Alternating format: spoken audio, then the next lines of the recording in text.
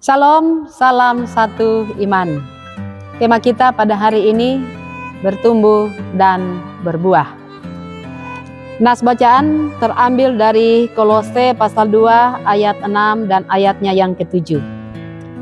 Kamu telah menerima Kristus Yesus Tuhan kita, karena itu hendaklah hidupmu tetap di dalam Dia. Hendaklah kamu berakar di dalam Dia dan dibangun di atas Dia. Hendaklah kamu bertambah teguh dalam iman yang telah diajarkan kepadamu, dan hendaklah hatimu melimpah dengan syukur. Saudara-saudara yang kekasih, ada seorang bapak yang terus mengeluhkan tentang kehidupan rohaninya.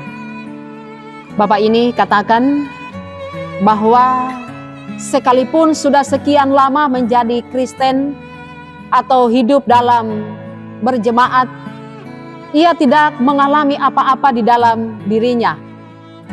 Ia tidak mengalami sebuah perubahan. Dia juga mengatakan bahwa berdoa pun belum bisa katanya. Kalaupun berdoa Bapa kami, bisa ia ucapkan nanti kalau rame-rame atau sama-sama. Nah, di sini kita melihat sebuah gambaran kehidupan rohani.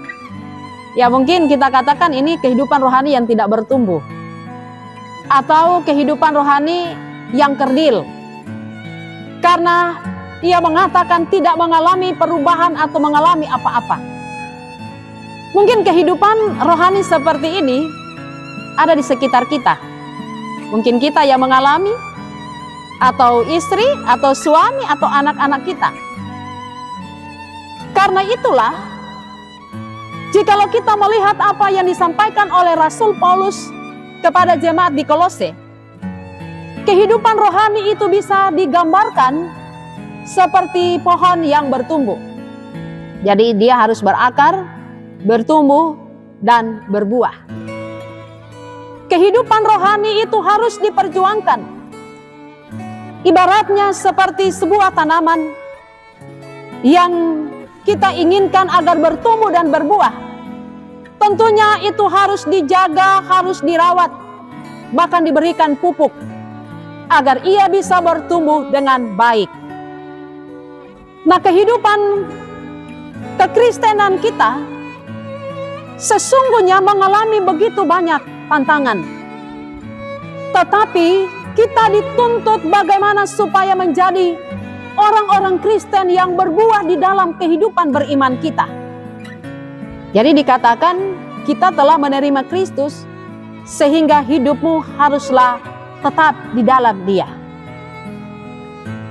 Karena itulah kekristenan itu sangat berkaitan dengan pengenalan kita kepada Kristus. Jikalau kita benar-benar mengenal Kristus, pasti kita akan berbuah, Bapak Ibu. Jikalau kita benar-benar mengetahui siapa yang menjadi juru selamat kita, tentunya kita akan berpegang teguh di dalam iman kita. Kita melihat ibaratnya seperti pohon atau tanaman. Dia kalau ditanam haruslah akarnya tertancap jauh ke dalam. Artinya dia akarnya itu harus kuat. Kehidupan berimannya harus tertancap pada sebuah pribadi. Siapa itu? Yaitu Yesus Kristus. Karena di dalam Dia tidak ada satupun yang bisa bertumbuh.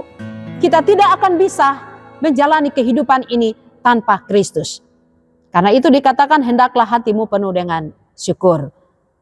Mari kita lihat, kita periksa kehidupan beriman kita. Jangan sampai kehidupan beriman kita itu seperti pohon bonsai yang kerdil. Jikalau seperti itu, mari kita harus kembali memberikan perawatan yang baik. Merawat itu menyirami terus dengan firman Allah. Kita terus berdoa memohon pertolongan Roh Kudus agar kehidupan rohani kita seperti pohon yang berbuah. Buahnya bisa dilihat dan dinikmati oleh orang, sehingga banyak orang yang akan diberkati dengan buah itu. Karena itu jadilah orang-orang Kristen yang bertumbuh dan berbuah di dalam Kristus. Mari kita berdoa. Tuhan Yesus, terima kasih atas firman-Mu. mengajarkan kami agar kami menjadi pengikut-pengikut Tuhan atau anak-anak Tuhan yang terus bertumbuh dan berbuah dalam kehidupan beriman kami. Mampukan kami dan tolonglah kami dalam kelemahan dan keterbatasan kami. Tuhan kiranya yang akan selalu memberikan kami kemampuan. Terpujilah nama-Mu Tuhan. Di dalam nama Tuhan Yesus kami memohon. Amin. Tuhan memberkati. Salam satu iman.